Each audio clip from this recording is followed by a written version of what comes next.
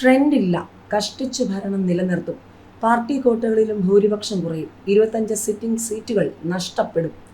നിയമസഭാ തിരഞ്ഞെടുപ്പിൽ 90-ലധികം സീറ്റ് LDFന് കിട്ടുമെന്ന് സംസ്ഥാന സെക്രട്ടറി പുറത്തു പറഞ്ഞെങ്കിലും കഴിഞ്ഞ ദിവസം ചേർന്ന CPM സംസ്ഥാന സെക്രട്ടേറിയറ്റിന്റെ വിലയിരുത്തലിൽ അങ്ങനെയൊരു ട്രെൻഡ് ഇല്ല. 75-ന് മുകളിൽ സീറ്റ് നേടി കഷ്ടിച്ചു ഭരണം നിലനിർത്തുമെന്ന നിഗമനത്തിലാണ് സംസ്ഥാന സെക്രട്ടേറിയറ്റ് എത്തിച്ചേർന്നത്. 25 വരെ സിറ്റിംഗ് സീറ്റുകൾ നഷ്ടപ്പെട്ടേക്കാമെന്നാണ് വിലയിരുത്തൽ. 3 മുതൽ 5 സീറ്റുകൾ UDFിൽ നിന്നും പിടിച്ചെടുക്കാനാകുമെന്നാണ് പ്രതീക്ഷ. ധർമ്മടത്തുൾപ്പെടെ പാർട്ടിയുടെ ഉറച്ച കോട്ടകളിലൊന്നും കഴിഞ്ഞ തവണത്തേതിന് സമാനമായ കൂറ്റൻ ഭൂരിപക്ഷം പ്രതീക്ഷിക്കുന്നില്ല. 10 മുതൽ 15 മണ്ഡലങ്ങളിൽ 3000 വോട്ടിന് താഴെ ഭൂരിപക്ഷത്തിലാണ് ഫലം നിർണ്ണയിക്കപ്പെടുകയെന്നാണ് കണക്കുകൂട്ടൽ. പാർട്ടി വിട്ടവർ UDFിന് വേണ്ടി മത്സരിച്ച ഒരു സീറ്റിലും അവർ ജയിക്കില്ലെന്നാണ് പാർട്ടി പുറമേ പറയുന്നതെങ്കിലും അമ്പലപ്പുഴയിലും തളിപ്പറമ്പിലും ആശങ്കയുണ്ട്.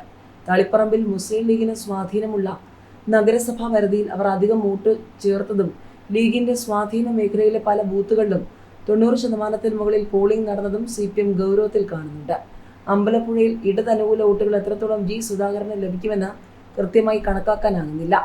എല്ലാ തെരഞ്ഞെടുപ്പിന് ശേഷവും ഉറപ്പുള്ള വോട്ടുകൾക്കൊപ്പം അനുഭാവി വോട്ടുകളുടെയും കണക്കെടുക്കാറുണ്ട്.